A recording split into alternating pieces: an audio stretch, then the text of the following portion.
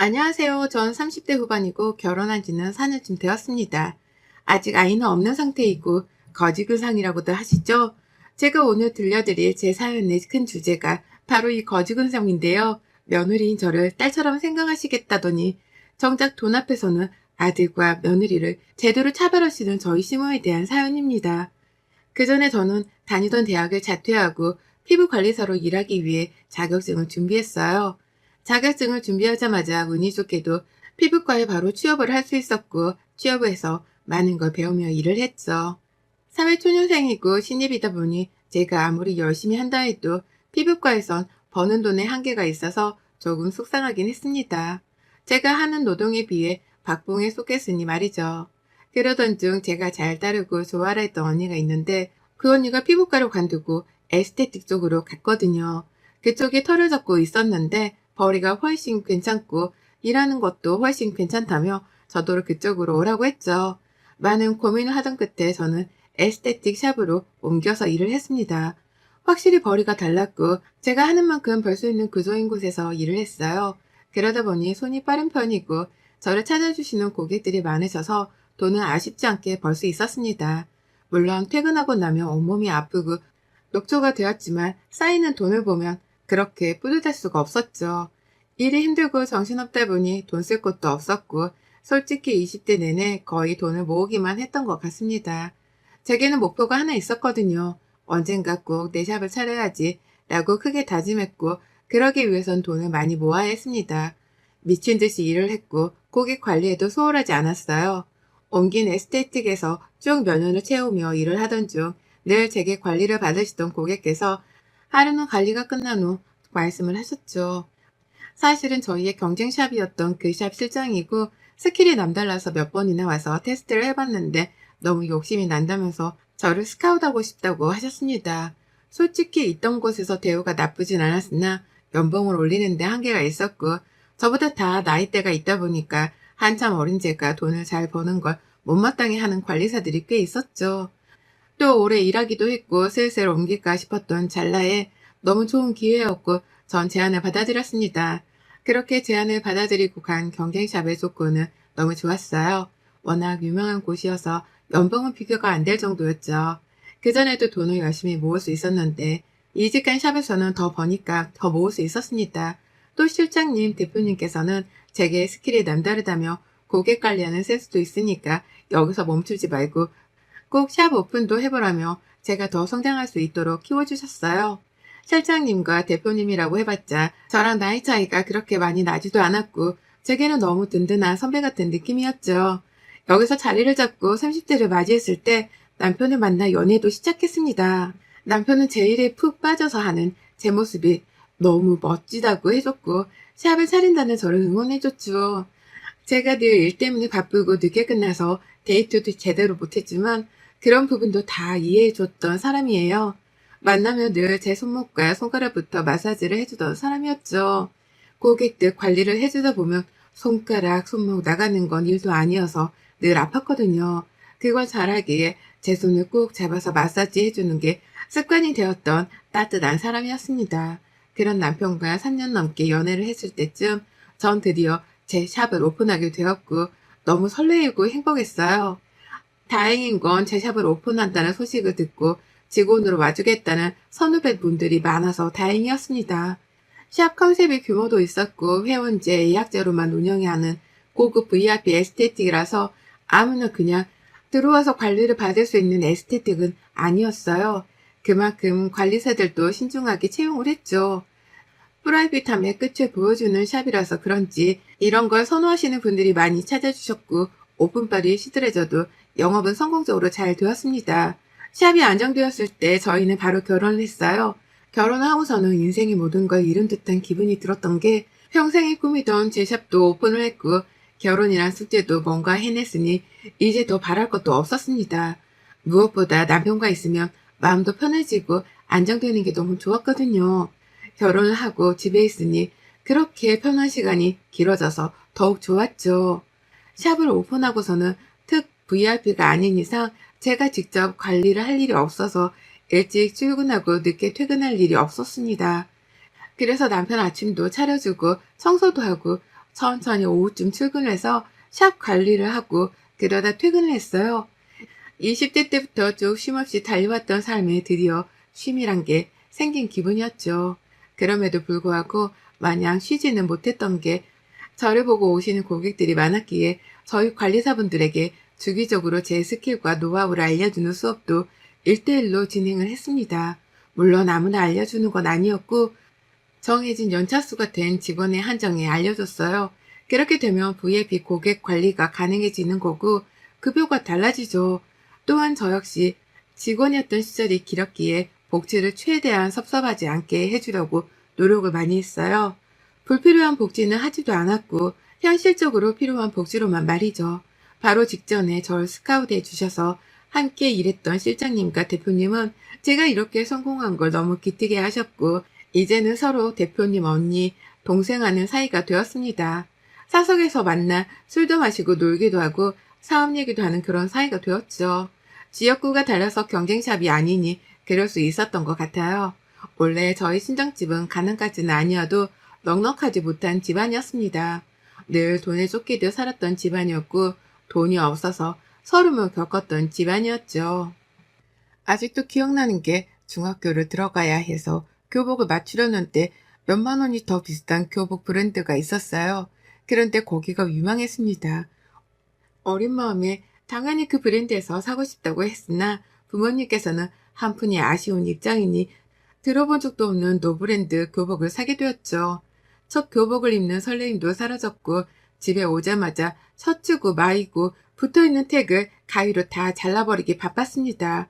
친구들이 너 어디 거야? 라고 물어보면 대충 둘러대고 말았고 제가 원했던 그 브랜드 교복을 입은 친구들을 보면 그렇게 부러웠죠.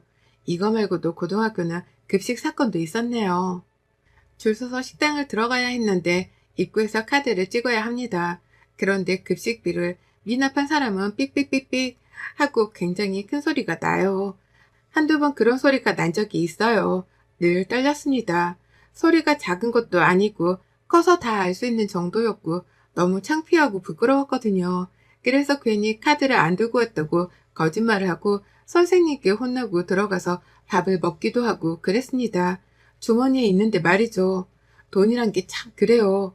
돈이 뭐길래 사람을 한없이 기쁘게도 만들었다가 비참하게도 만드는 건지 아무리 생각을 해봐도 돈은 나쁜 것 같습니다. 이렇게 배고프고 아파본 적이 있기에 전 제가 성공하고 여유를 찾고 나서 전세 대출을 끼고 살던 부모님께 자가집을 사드렸어요. 사람이 집이 있어야 안정이 되게 살잖아요. 처음으로 자가집에서 살게 된 부모님은 저를 끌어안고 엉엉 우셨고 제 위로 언니가 2살인 언니가 있는데 언니는 고맙다고 했죠. 동생이 하든 언니가 하든 집을 산 거면 된 거라고 고맙고 미안해할 필요 없다고 그렇게 훈훈하게 마무리를 했습니다. 이후에도 평생 어떻게든 딸 둘 먹여 살리려고 고생하신 부모님 돈 걱정 없이 사시라고 금전적으로 도움을 많이 드렸어요. 평생 할 수 있는 효도를 아쉬움 없이 다 했다고 감히 말할 수 있었죠. 그래서 저희 엄마께서는 제가 시집 간다고 했을 때 가지 말라고 엉엉 우셨습니다. 엄마, 왜 그렇게 울어? 누가 보면 딸내미 팔려가는 줄 알겠네. 아까워서 그렇지. 아까워서 내 딸을 누구 주겠어. 세상에 윤지, 너를 누굴 줘 내가. 아유, 결혼한다고 달라질 게 뭐가 있어. 너무 그러지 말어. 속상하니까. 울지 마.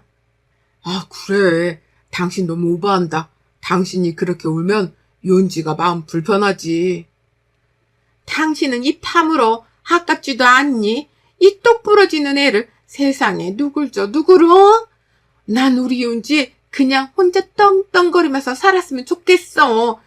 시댁 식구들 눈치도 안 보고 남편의 애기에 다 얽매여서 그렇게 힘들게 안 살고 지 잘난 맛에 그렇게 살았으면 좋겠단 말이야. 엄마, 결혼해도 그렇게 살 거야. 나 이제 대표잖아. 완전 잘났어. 엄마 딸. 그래서 완전 잘난 맛에 살 거야. 그니까 걱정 말고 울지 마. 나 진짜 속상해. 저희 엄마는 진짜 엉엉 우시면서 저더러 아까우니 시집가지 말라고 하실 정도였습니다. 솔직히 남편만 아니었으면 저 역시 시집 안 가고 비혼으로 살았을 것 같아요. 근데 그러기엔 남편이 너무 괜찮은 사람이고 절 보듬어주는 사람이라서 놓을 수 없었죠. 저희 엄마께서 이렇게 울고불고 속상해하신 걸 대충 눈치로 알아챈 남편은 저희 엄마께 더 잘했어요. 안 그래도 싹싹한데 더 싹싹하게 다가갔고 안부 전화도 자주 했죠. 그러니 지금은 우리 사위가 최고라는 엄마세요. 이렇게만 봤을 때 결혼 생활이 참 행복해 보이지만 역시 시댁은 시댁인 건지 시모 때문에 참 힘든 시간이 있었습니다. 저희 부부는 각자 번 돈은 각자 관리를 하고 있어요. 공동 생활비만 딱 내고 얼마 버는지도 서로 정확히 모르죠. 정확한 건 제가 훨씬 더 번다는 건데 그걸 알기에 외식하거나 할 때는 자연스럽게 제가 계산을 하거나 하거든요. 그런데 시모도 제가 돈을 잘 번다는 걸 아세요. 어느 날은 제게 이렇게 말씀을 하셨죠. 윤진이, 나다. 뭐 샵에 있니? 집이니? 저 출근 준비하고 있어요, 어머님. 그래. 나 좀 서운한 게 있어서 전화했어. 너 들어보니까 아주 효녀더라. 부모님 집도 사드리고 용돈도 드리고 차도 바꿔드리고 명품백은 기본에 아주 해드릴 수 있는 건 다 해드리더만. 네? 그게 왜요? 뭐 그게 왜요? 왜냐니? 너 나한테 뭐 해줬어? 어머님, 그건 차원이 다른 문제죠. 제가 저희 친정집에 도움 줄 수 있는 걸 해준 거고 그걸 원하시면 아범이 할 문제죠. 이거 왜 저한테 그러세요? 그리고 제가 제 부모님한테 제가 번 돈으로 효도를 했는데 왜 어머님이 서운하신지 모르겠네요. 한마디를 하면 열마디를 하지, 어? 아무리 내가 네 엄마가 아니고 시엠이라고 해도 그렇지. 좀 도와주고 같이 해줄 수 있는 거 아니냐? 난 언제 무너질지도 모르는 집에서 무릎도 아픈데 계단 오르고 내리면서 살고 있는데 안 불쌍하니? 어머님 그러셨어요? 제가 형님이랑 아범한테 당장 말할게요. 진작 말씀하시지 왜 참으셨어요? 이건 그냥 못 넘어가죠. 뭐? 예, 윤지야, 아니다. 뭘 말하니? 그게 아니고. 아니에요. 제가 당장 말해서 해결할게요. 끊어보세요. 어머님 연락드릴게요. 전 말도 안 되는 소리로 저를 모함하는 시모에게 되려 한 방 먹였습니다. 저희 시모는 제게 늘 입버릇처럼 하는 말이 있으셨어요. 딸 같은 며느리, 엄마 같은 시모 사이로 지냈으면 한다고 고부갈 등 없이 우리 그렇게 지내자고 말이죠. 그래놓고는 정작 이럴 때 보면 본인 아들과 딸 주머니에서는 1,000원 한 장 꺼내는 걸 아까워하고 며느리인 제 주머니에선 1,000만 원 1억이 나와도 아깝지 않고 당연히 여기는 사람이었습니다. 그리고 웃긴 건 본인 자식들에게 돈 얘기하는 걸 꺼려했죠. 그걸 이용해서 전 바로 형님에게 전화를 했습니다. 형님, 저예요. 잘 지내고 계시죠? 올케 오랜만이네. 잘 지내고 있지. 올케는 별일 없지? 네, 형님, 통화 가능하세요? 응, 왜 무슨 일 있는 거야? 네, 조금 전에 어머님이랑 전화를 했는데 어머님이 무릎이랑 관절이 안 좋으셔서 계단 오르고 내려오는 게 힘드신가 봐요. 집도 다 무너질 것 같은 집에서 어머님 홀로 살고 계신다고 한마디 하시더라고요. 정말이야? 2층이고 거기서 오래 사셨는데 갑자기 왜 그러시지? 올케한테 뭐라고 한 거야? 정확히 뭐라고 했어?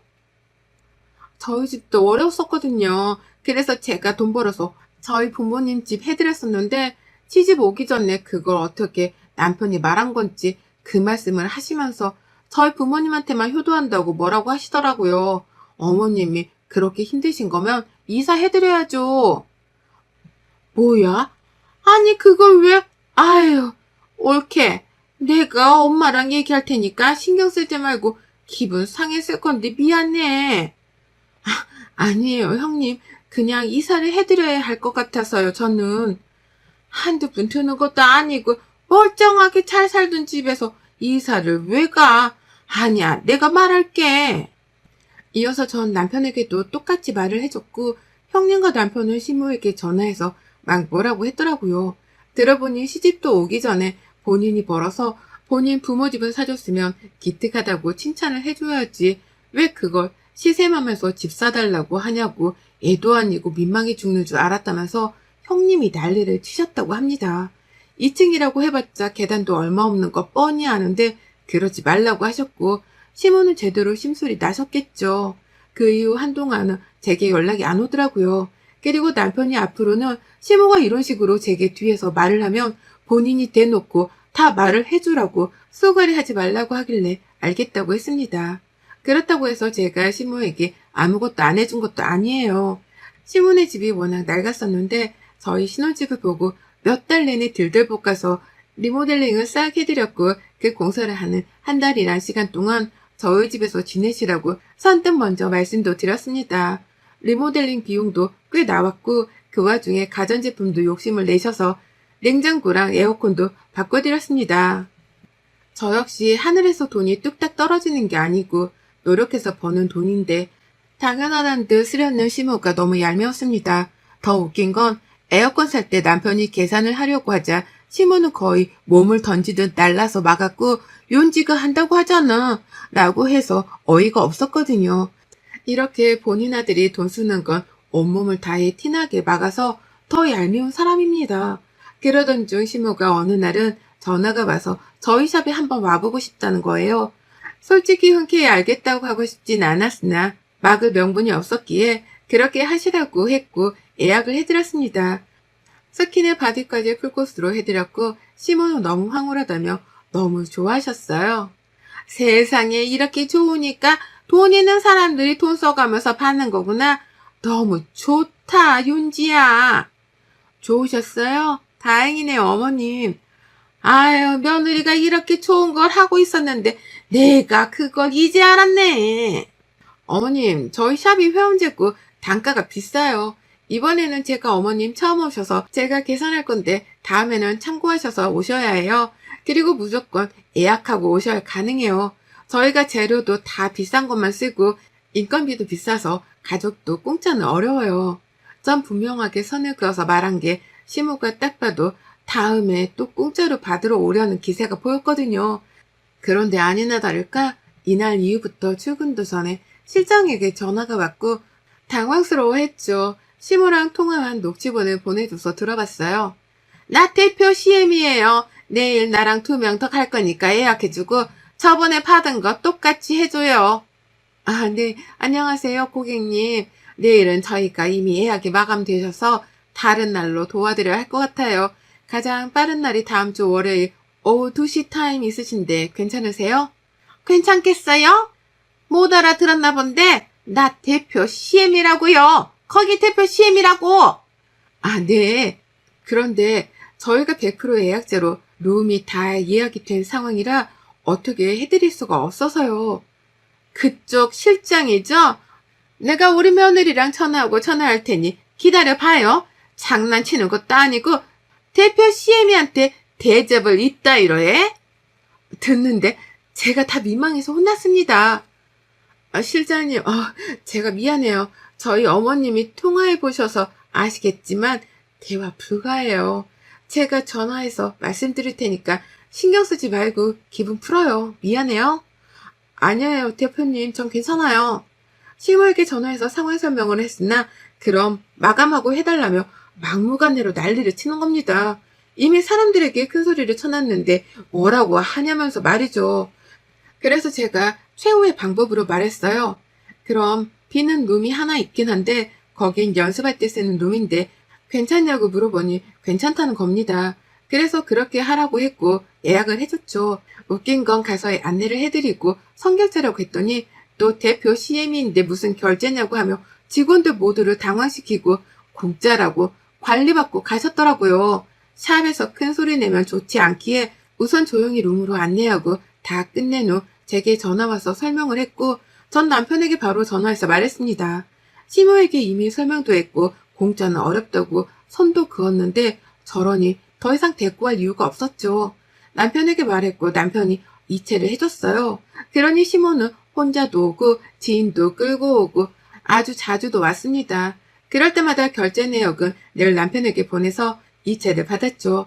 결국 이렇게 되면 우리 부부 주머니에서 자꾸 돈이 나가는 거니까 다시 한번 머리를 써버렸어요.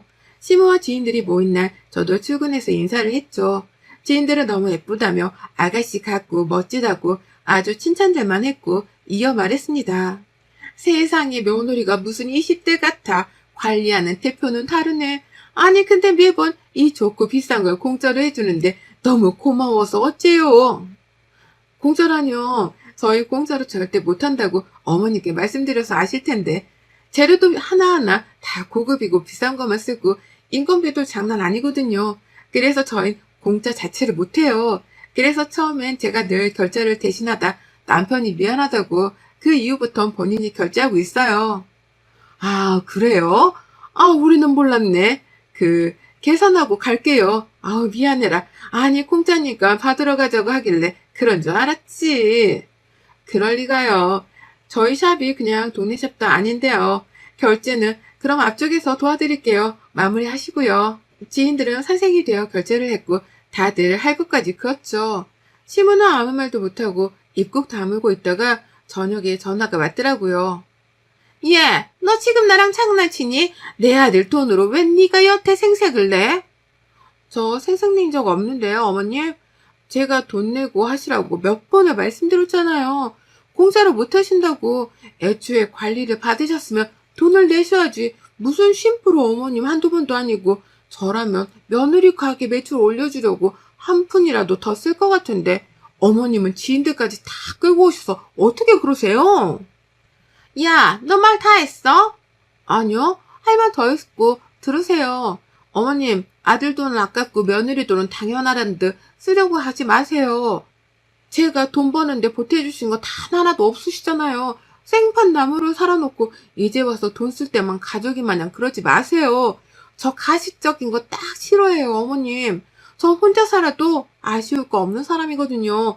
이 시간 이후로도 또 이러시면 어머님 귀한 아들 어머니 품으로 반품시킬 거니까 그렇게 아세요? 저 딱 여기까지만 참습니다. 뭐야? 어머님 귀한 아들 반품시키기 전에 아무것도 하지 마시라고요. 그 이후로 정말 시모는 찍소리도 못하고 아무것도 하지 않았어요. 심지어 명절에도 쉬라며 굳이 오지 말라고 했죠. 저희 부부끼리 잘 살면 그게 효도라나? 제가 버는 돈이 있고 어쨌든 덕분에 본인도 용돈이라는 걸 받으니 이혼하는 건 싫은 거예요. 그래서 정말이지 전날 이후로 시모는 제게 간섭이란 걸 하지 않는답니다. 여러분의 생각은 댓글로 남겨주세요. 오늘도 시청해주셔서 정말 감사합니다.